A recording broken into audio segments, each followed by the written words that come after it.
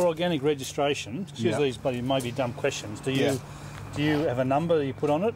Yeah, we've got a certification. A logo? That's AB, is it? AB. Yeah, AB, yeah. AB is on the back. And then a little bit further up, can you see just there?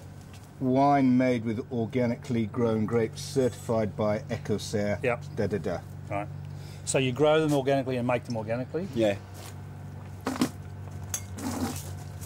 So what is it? And is a vineyard difference or winemaking? How do you... Vineyard difference. Right. Yeah, only okay. vineyard difference really. Yeah. Like the winemaking is similar everywhere. Like we... All vine Syrah, 2007. Well, this is overwhelmingly. This is more French than anything. This could be anywhere in the world because it's fine and bright and lively. Yeah. This has got an essential pungency that is almost gamey, which I love. Right. Right. I think is French. You know. Right. And I Right. don't know what it means. I don't know how you get it. Right. But to me, that the breeding that is more. This is a real stamp. Yeah. Yeah. A house stamp. So I don't know why you do that or how you do it. That smell. You know that. Oh, it's very savoury, like to me, like very. It smells like wine. It doesn't smell like fruit. Yeah. Where are your vineyards? In Mudgee, which is west of Sydney. Right. It's a hot 500 metres altitude. Yeah. Minor bush vines, organic, biodynamic, unirrigated. Right. The whole same as the old part of Cahors, Bandol, that whole area. Right. But their vines are 1.5 off the ground. Right. Same as what Boz does, only his are 100 years older than mine, of course. Right. Right. He always wants to be ahead of me, you know. He is. Don't worry. I'm going to be harder to kill. We can see that. So, but if they're not irrigated, what's your yield then? We get about 5. Well, we're about 28. 28 hectolitres a hectare. Yeah, yeah. But I crop thin too, though. Yeah. I severely crop thin, taking probably 20% off. Why do you do it? Because they won't ripen if they're not. Yeah, I take well, in my case, because I'm 500 metres, I've got problems with infrared light. I mean, the higher you are in altitude, infrared damage hits high altitude vineyards. Yeah. Bloody oath. And particularly the fruit at the top of the bunch. The infrared? Yeah. So what do you mean by infrared? Ultraviolet, sorry. Ultraviolet, sorry, yeah. Ultraviolet. Ultraviolet, like, okay. Yeah, so it's the higher you are. And so the fruit that's at the top of the canopy is exposed to sunlight and has got destroyed colour. Right. The colour's half the colour of the bunches that are shaded. Right. So I drop all the fruit that's exposed, leave the fruit that's shaded. Right. And made a whole lot better wine. I call it staircase pruning. So you've got to...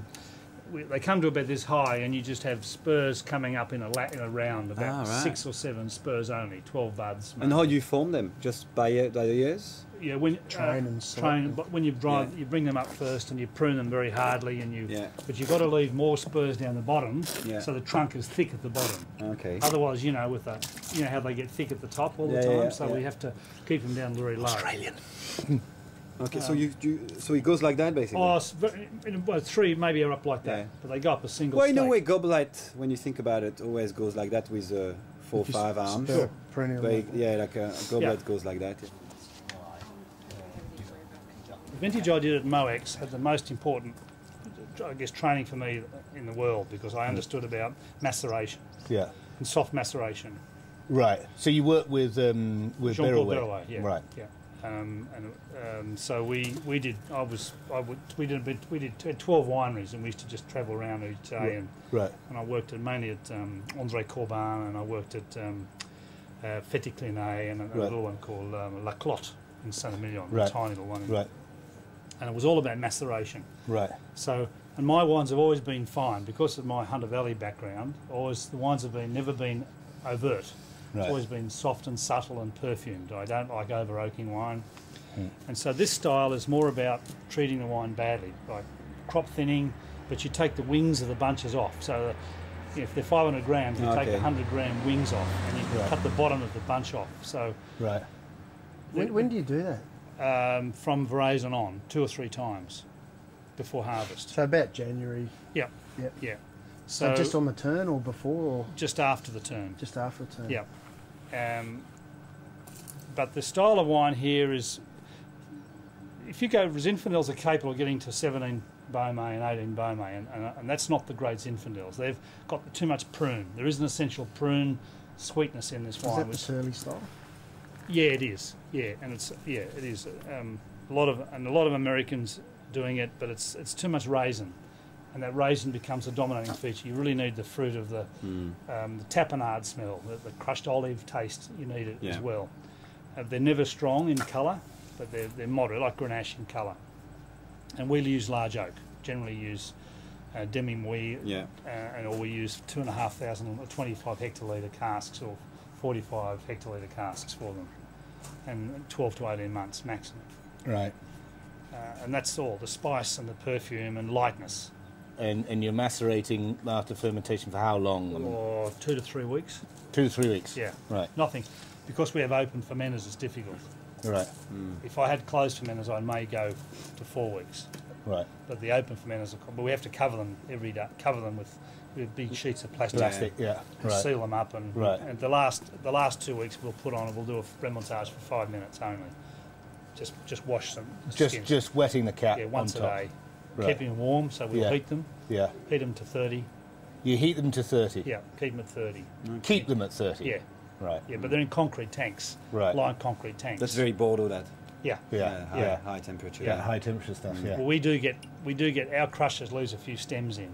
If they get cold, we'll get some stemminess in the wine. Right. Old Vine Shiraz, 2004 vintage. Wow, man. That's very good. So this. Your point about cleanness is great, because what happens, they develop with time. You see, there's purity as they develop. It is pure. You get a wonderful evolution of flavour. That's why I love this age on this wine. It's very pure, that. And there's a bit chocolatey too, but it's that fruit next to it. No doubt it's right. It warms up the air. The battle that I have is the people who are expedient, who want to do this for strictly commercial reasons. The reason has to be the wine has to be good, it has to have identity and powerful. This is the reinforcement of it. There's a wine in Australia they're marketing heavily as being called carbon neutral. It's complete garbage, you know. And that's why we are happy to have our Australian friends here and mix our knowledge, our experiences with our Australian friends, and see the way their wines evolve differently than our wines, see the way our wines evolve, etc., etc. And this exchange is necessary.